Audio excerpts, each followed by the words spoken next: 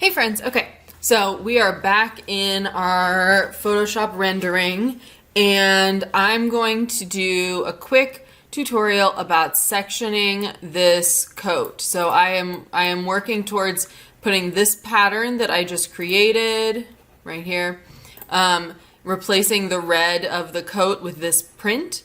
And so in order to do that, I need to take the coat and break it down into the individual pieces of fabric, okay? So like when you look at a garment, it has a seam, the fabric lays in different ways as it hits each seam. So that's our next move, okay? So what I'm gonna do is first I'm gonna take everything else, just put it in a folder so that I don't have to think about it, right?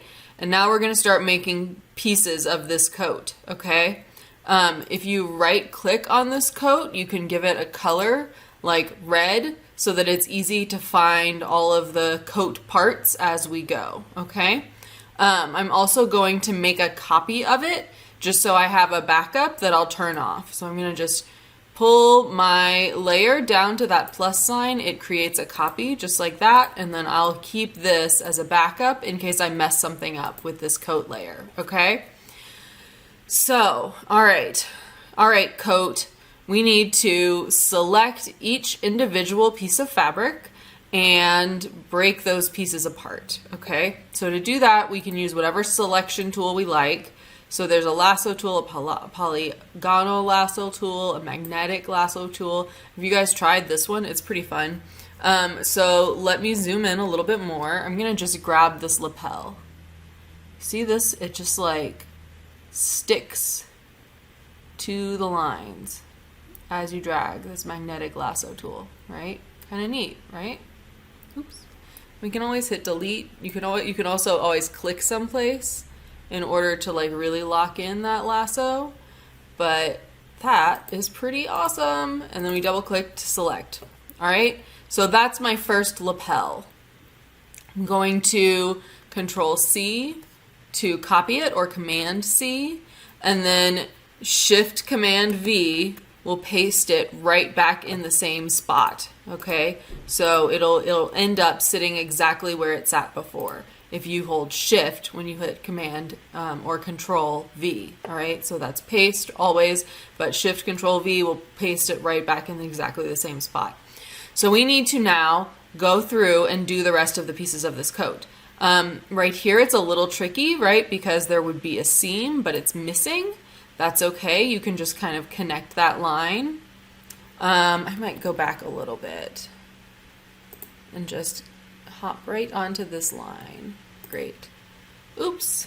I want to get right underneath the jacket and not on her arm. So on this one, it's okay to just select a bunch of blank pixels. That's going to be totally fine because as long as it has this section in it, we're good to go. So that's Control or Command C. Oops, we have to be actually on the coat layer. Control or Command C, and then Shift Control V. And that'll add it as a new layer, right? Great, okay, so let's keep going. So now we want to get that space in between those two, right? So if I turn this off, I need to get this major piece of this jacket, all right? So let's go grab our tool again. We're gonna just zip right down here. And this time I'm on the other side of that line in order to catch the inside of the coat. Click. And then I'm gonna hold down my space bar to pick up my hand tool. And I've gotten some weird stuff. So if I hit delete a couple times, it's gonna go back and undo some of those clicks. I'm gonna go right, actually in this case, because the hand is on top of it, it doesn't matter if we go all the way out here, and just pick up again along that inside edge, right up to that lapel, hand tool to move again, follow that lapel, and get that piece of coat, all right? It has a little piece that I don't love, so I'm gonna just grab this minus tool and I'm gonna switch to just the regular polygonal lasso tool. Nope, it did not like that at all. Deselect. We're going to just use this polygonal lasso tool to create this new selection.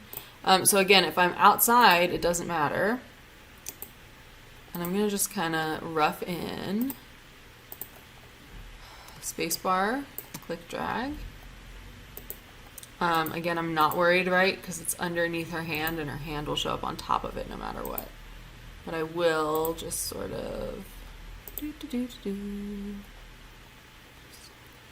jump my way right on up. And bury this right inside of this lapel line. Sweet. All right, there's another side of the coat. And I have the coat selected, so I can Control or Command C and then Shift Control V. Now I've got this little side, and then we're going to slide over here and do the other ones.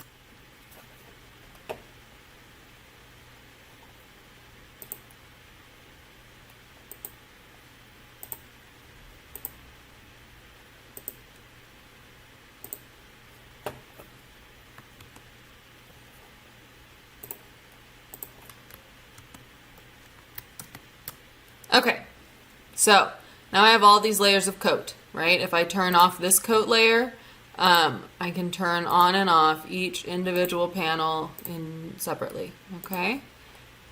Woo! Coat, coat, coat, coat, coat, okay?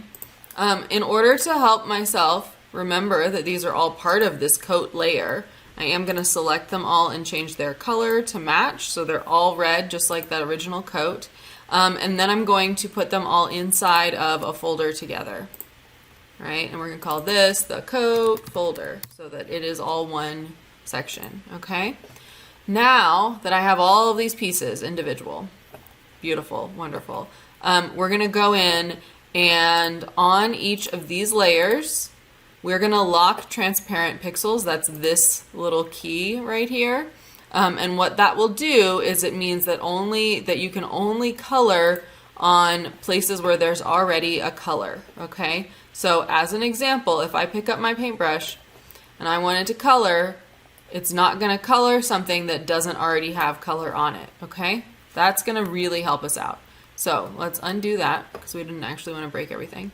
And let's do that to all of these layers, okay? So we're going to turn on all of these coat pieces. And we're going to click that lock button to lock their transparent pixels on everybody's layers. Lock, lock, lock,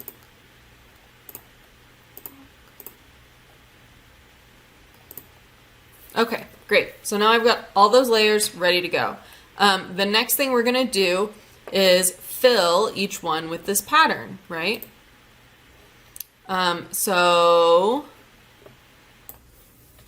Okay, So I went ahead and turned off everything in group 1, which is all of our other layers, so that all we're looking at now is this jacket, okay? I also turned off these 2 coat layers that aren't real, okay?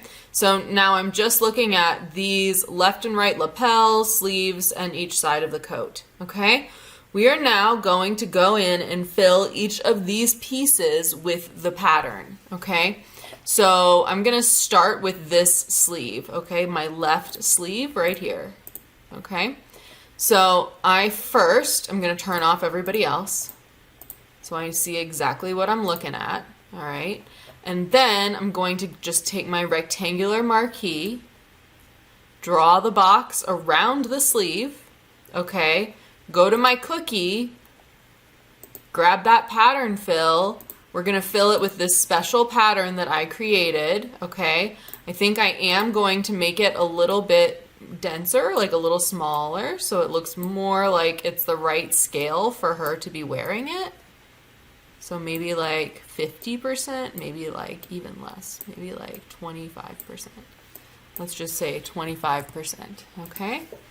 And then I'm gonna click OK, all right? So now I've got this pattern fill that is a big rectangle, but it's covering that section, okay? So the next thing I need to do is make it stick to that sleeve. So if I hold down either my Alt or my Option button, Alt on my PC, Option on my Mac, see how there's this little box? That makes the pattern stick right on into that sleeve, okay? Okay, so let's say this is not enough, right? Let's say I really want to warp this around. So then I would do Control T to transform this pattern. And then if I right click on it, I can click warp. And once I've done that, I will get the ability to sort of bend this pattern around, okay? So if after this, we need to kind of go in here and mush it around where these seams are because it doesn't look quite right. So let's zoom in. And I'm going to try and smush it around so that it makes more sense that it's all wrinkled up here, okay? Because right now it does not look wrinkled up here. Some of that I can do using a warp tool. So if I have it selected and I hit Control T for transform, right click on it, grab that warp button, I can come in here and I can push around the bottom edge of it so that there's more flowers smushed into this bottom section where everything is more squished closer together, and I can kind of pull this other section down.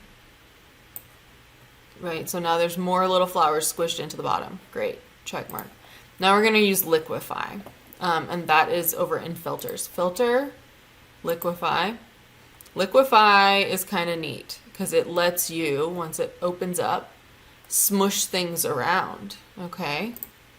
So for you guys, rather than going too crazy here, I just want you to fill that pattern onto each piece of your clothing item, okay?